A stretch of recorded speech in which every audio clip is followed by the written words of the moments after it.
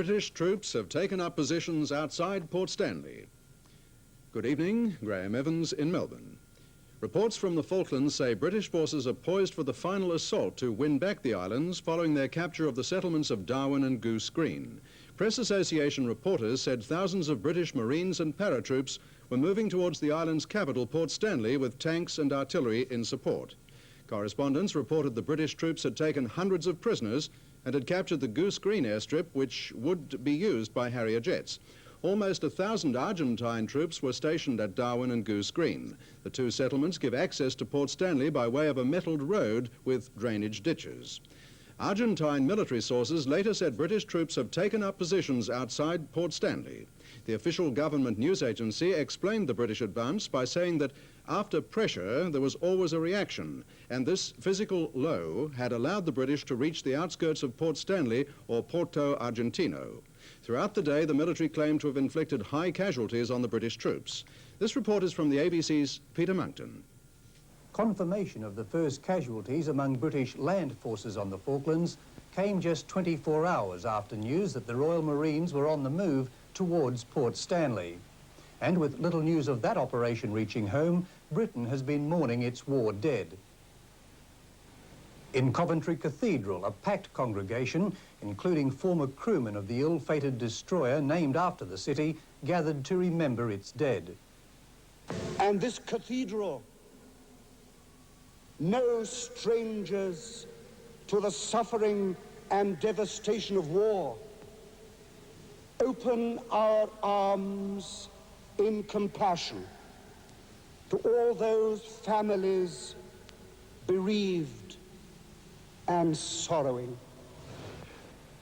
And former officers spoke of concern for those still serving. I found myself very close to tears at times. It reminded me very much of all the people who are down there who are suffering, and particularly also the families back home are suffering as well. In Edinburgh, a battalion of parachute volunteers, whose regimental colleagues are fighting on the Falklands, was presented with new colours by their Colonel-in-Chief, Prince Charles. He paid tribute to what he called a rare breed of men ready for action whenever their country called. 2 battalions of this regiment are at this moment discovering the value of their training far away in the South Atlantic.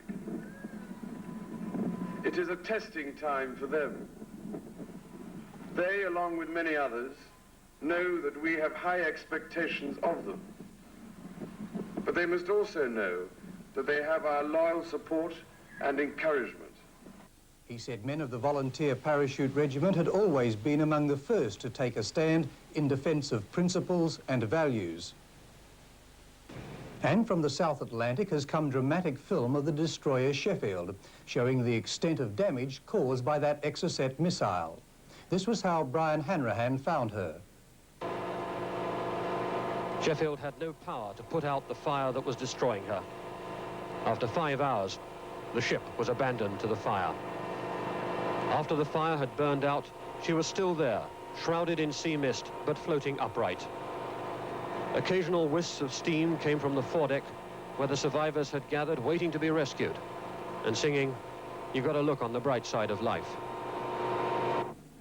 And in London, the Defence Ministry has just revealed that the Sheffield never did sink.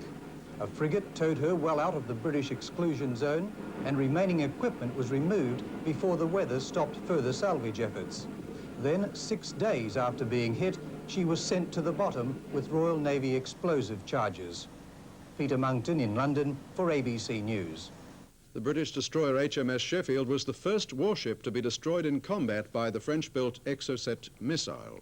The most recent victim of the missile was the merchant ship Atlantic Conveyor.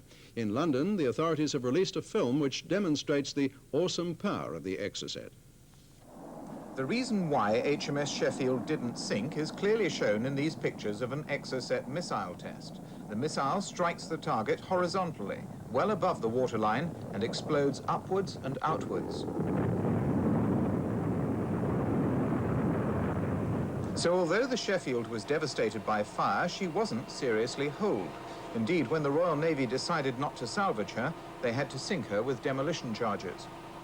Survivors say the fire and smoke was spread by the cable runs and ventilating system.